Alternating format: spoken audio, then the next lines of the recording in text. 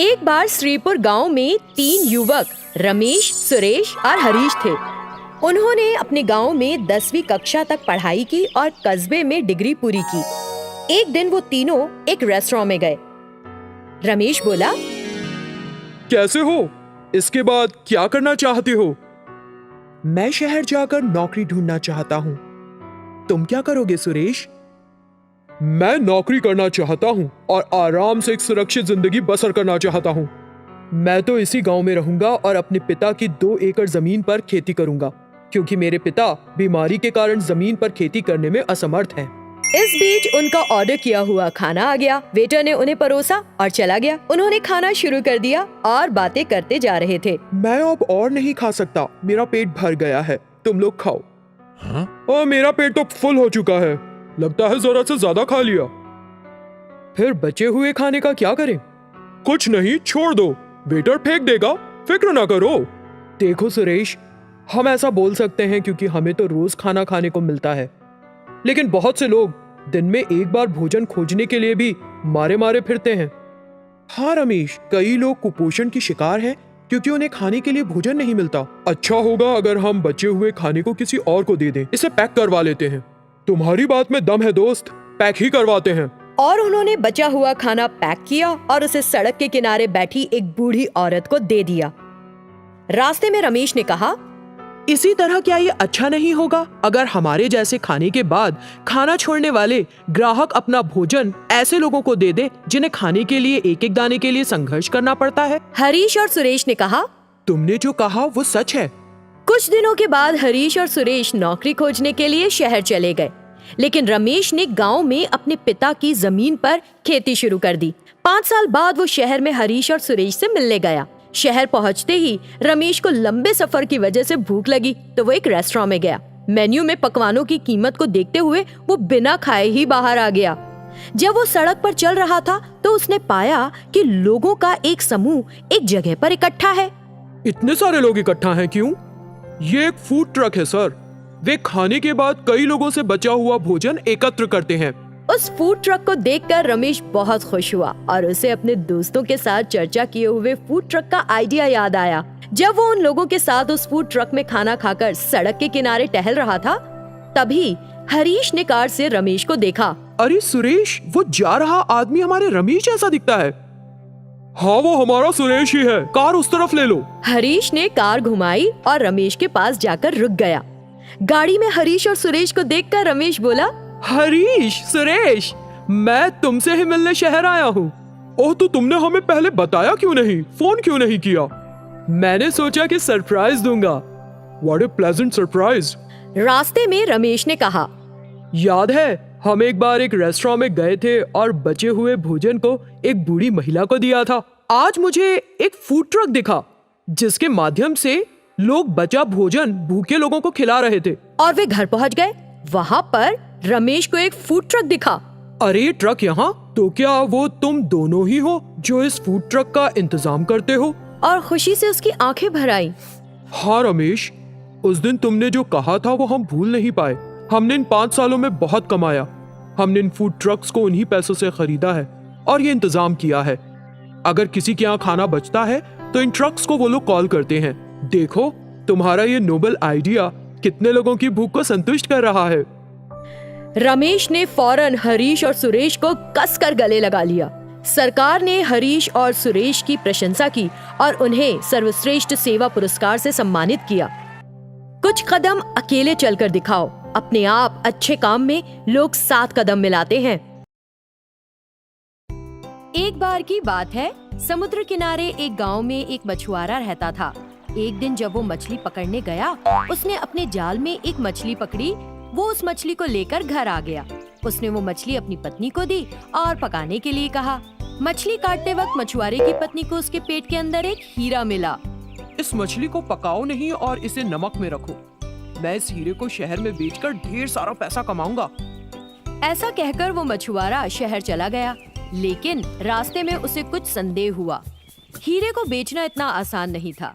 हीरों का व्यापारी मुझे हीरे की असल कीमत नहीं देगा और बहस करने पर हो सकता है कि मुझे राजा के सैनिकों से पकड़वा दे।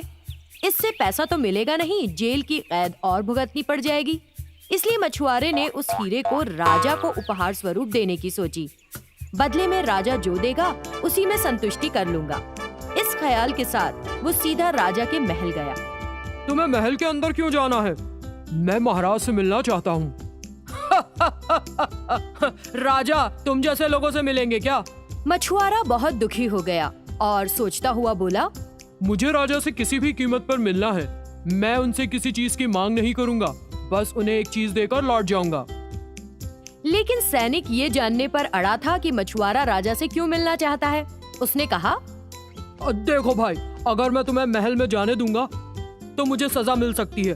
तुम मुझे वो चीज दिखाओ, मैं सीधा जाकर राजा को देता हूँ। दिखाओ क्या चीज लेकर आए हो। क्योंकि और कोई चारा नहीं था, मछुआरे को सैनिक को वो हीरा दिखाना पड़ा। उस सैनिक ने एक दूसरे सैनिक को अपनी जगह तैनात किया और महल के अंदर चला गया।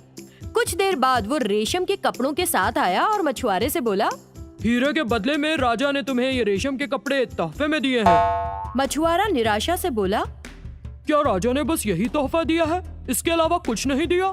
तो क्या उस साधारण से मोती के बदले में अपना आधा राज्य पकड़ा देगा? जाओ भाई जाओ यहाँ से। सैनिक ने जब मछुआरे को इस तरह डांटा तो वो बेहद निराश हो अपने घर चला गया। असल बात ये थी कि उस सैनिक ने वो हीरा राजा को दिया ही नहीं था। अगले दिन वो सैनिक एक जाने माने जौहरी के पास गया और वो हीरा दिखाया। तुम खरीदोगे इसे? बदले में कितना पैसा दोगे? जौहरी ने हीरे को अच्छी तरह से जांचा और जान गया कि ये तो एक बेशकीमती हीरा है। तुम्हें ये कैसे मिला? मेरा एक रिश्तेदार समुद्री सौदागर है, उसने मुझे उधार लिए हुए पैसों के बदले में ये दिया है। मैं इसके तुमको 5,000 दे सकता हूँ। मैं बड़ी उम्मीद से तुम्हारे पास आया था। मैं तुम्हें 10,000 रुपए दूंगा, चाहो तो बेचो, नहीं तो कोई दूसरा खरीदार ढूंढ लो। सैनिक ने हीरा जौहरी को दे दिया और 10,000 ले लिए। जौहरी सोचने लगा, 25,000 की कीमत का ये हीरा कौन खरीद सकेगा। जौहरी उस हीरे को राजा को बेचने के इरादे से महल गया और राजा को हीरा दिखाया। राजा ने वो हीरा अपने महल के जौहरियों को दिखाया। उन्होंने हीरे को अच्छे से जांचा और बताया कि उसकी कीमत 30,000 रुपए है। राजा ने हीरे को खुद भी जांचना चाहा और अपने प्रार्थना कक्ष में गया। वहाँ एक देवी की मूर्ति थी। कोई भी कीमती चीज खरीदने से पहले राजा देवी से उसके बारे में राय लेना जरूरी समझता था। वो देवी अपनी राय अलग अलग तरह से प्रकट करती थी। राजा ने उस हीरे को देवी के हाथों पर रख दिया और फिर प्रार्थना में अपनी आंखें मूंद लीं। हीरे के नीचे गिरने से तुरंत उसकी आंखें खुल गईं। उसने दोबारा हीरे को देवी के हाथ पर रखा और प्रार्थना करने लगा, लेकिन वो हीरा दोबारा नीचे गिर गया। राजा उस हीरे को लेकर उस जौहरी के पास आया और बोला, ये एक बेशकीमती हीरा है, लेकिन इसके मुझ तक पहुंचने में कुछ गड़बड़ हुई लगती है। सच बताओ, तुम्हें कैसे मिला? महाराज, मेरा इरादा सच छुपाने का कतई नहीं था। मैंने इसे 10,000 में खरीदा है। इस हीरे की कीमत 10,000 से बहुत ज्यादा है, लेकिन मेरा व्यापार। ये हीरा तुमने किससे खरीदा है? आपके सुरक्षा सैनिक से। राजा ने सैनिक को बुलाया और उससे पूछा, लगता है तुमने ये हीरा जौहरी को बेचा था, तुम्हें ये कहाँ से मिला? महाराज, कृपया मुझे माफ कर दे। एक मछुआरे ने मुझे ये हीरा दिया और रेशम के कपड़े ले गया। कौन मछुआरा? क्या नाम है उसका? सैनिक ने बताया कि उसे उसका नाम पता नहीं है। अगले दिन राजा ने ऐलान करवाया कि सारे गांव वालों को सभा में उपस्थित रहना है। सारे गांव वाले सभा में एकत्रित हो गए। राजा ने मंत्री, जौहरी और सैनिक को बुलाया। सभा में आए सैनिक और मछुआरे ने एक दूसरे को पहचान लिया। राजा ने मछुआरे से हीरे के बारे में पूछा। मछुआरे ने राजा को शुरू से आखिर तक सारी बात बता दी और फिर वो मछली भी दिखाई, साथ ही वो जगह भी जहाँ पर हीरा मिला था। राजा को सारी बात समझ आई और उन्होंने फौरन सुरक्षा सैनिक को जेल में डाल दिया। राजा ने जौहरी को 10,000 दिए और मछुआरे को हीरे की असल कीमत 25,000। उन पैसों को लेकर मछुआरा घर आया और अपनी पत्नी के साथ आराम से रहने लगा। ये जनवरी का महीना था और पूरी जगह बर्फ से ढकी हुई थी। एक व्यक्ति ठंड के कारण कांप रहा था और किसी ऐसे की तलाश कर रहा था जो कुछ देकर उसकी मदद करे। हे भगवान, मुझे खाना खाए 3 दिन हो चुके हैं। मैं भूखा मर रहा हूँ। मैं अब और नहीं जिंदा रहूंगा। इस बीच एक शैतान उसके पास आई। उसके हाथ में भोजन की थाली थी। क्या दादाजी, आपको भूख लग रही है क्या? लो, ये खा लो। नहीं नहीं, मुझे मत मारो। मैं मुझे तुमसे कुछ नहीं चाहिए, यहाँ से चली जाओ। अचानक शैतान रोने लग गई। ऐसा क्यों दादाजी? हर कोई मुझसे डरता है। मुझसे क्या गलती हुई है? क्या भूखे लोगों को भोजन देना गलत है?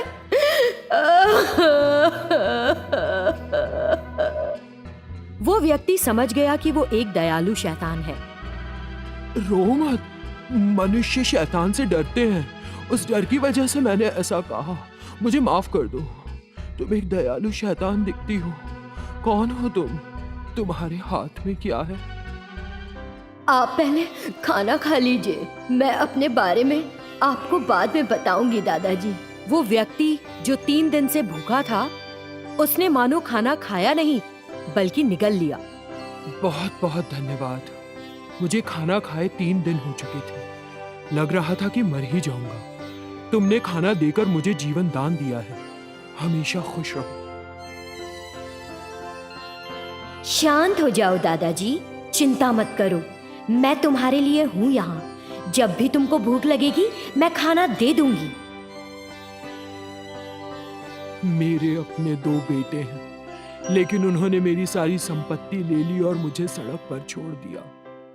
मुझसे कोई संबंध नहीं रखा और तुम एक शैतान होकर भी मेरी मदद कर रही हो। दादाजी आप अभी भी रो रहे हैं, शांत हो जाइए ना। अगर आप इसी तरह रोते रहे तो मैं यहाँ से चली जाऊंगी, फिर कभी नहीं आऊंगी। अच्छा, मैं नहीं रहूंगा। बताओ तुम कौन हो? शैतान कैसे बनी? मैं एक बुरी शैतान थी जो खाने का मूल्य नहीं जानती थी। मुझे अपने पैसों पर बड़ा घमंड था, लेकिन इससे पहले कि मैं अपनी गलती सुधारती बहुत देर हो चुकी थी।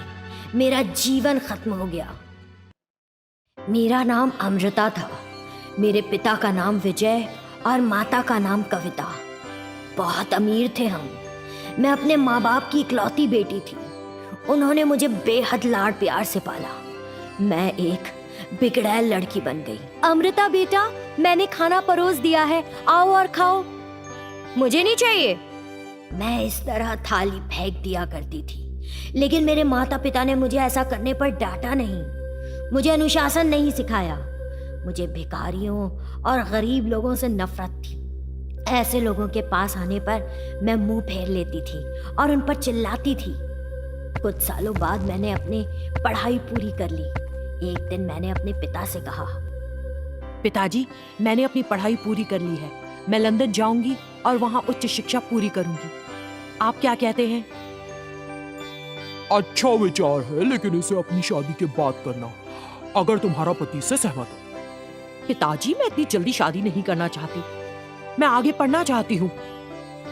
शादी के बाद भी पढ़ाई कर सकती हो। तुम जानती हो ना रवि चाचा के बेटे विहारी को? वो लंदन में अच्छा काम कर रहा है। तो आप कर लो ना उससे शादी। अमृता, मेरी बात सुनो। उनके पास कुछ संपत्ति है जो किसी मामले में फंसी है, ऐसा लगता है। वसीयतनामे के अनुसार अगर वे अपने बेटे की शादी कर देते हैं तो उन्हें वो संपत्ति मिल जाएगी, वरना उसे प्राप्त करने के लिए उन्हें बहुत मुश्किल होगी। तो मुझे उससे शादी करके उनकी संपत्ति बचानी है क्या? मैं क्यों करूं उससे शादी? उनसे कोई और लड़की ढूंढने के लिए कहिए। लेकिन विहारी कह रहा है कि वो तुम्हारे अलावा किसी से शादी नहीं करेगा। तुम्हें क्या मुश्किल है? कभी नहीं। मैं उससे कभी शादी नहीं करूंगी। मुझे अपने जीवन में पहली बार मेरे पिता ने थप्पड़ मारा तो मैं गुस्से में घर से निकल गई। मेरे पिता को लगा कि हमेशा की तरह गुस्सा शांत होने पर मैं घर लौट आऊंगी, लेकिन मैं इस बार अपने घर वापस नहीं गई। मैं पैदल चलकर सड़क पर जा रही थी।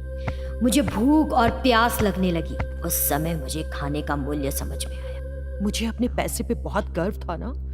मैंने भोजन को कितनी बार फेंका क्योंकि मुझे भोजन के मूल्य का पता नहीं था। मुझे अपने पैसे पर बहुत गर्व था। मैंने भोजन को कई बार फेंका क्योंकि मुझे भोजन के मूल्य का पता नहीं था। मैंने इंसानों की भी कद्र नहीं की और उनके साथ बुरा बर्ताव किया। मैं ऐसा फिर कभी नहीं करूंगी। मुझे अपनी गलती का एहसास हुआ। मैं लोगों की मदद करना चाहती थी और मैं घर जाने की सोचने लगी, लेकिन बदकिस्मती से दुर्घटना में मेरी मृत्यु हो गई। अब मैं आपके सामने एक शैतान रूप में खड़ी हूं। मैंने उस समय सोचा था, लेकिन लोगों की मदद ना कर सकी। लेकिन अब करती हूँ।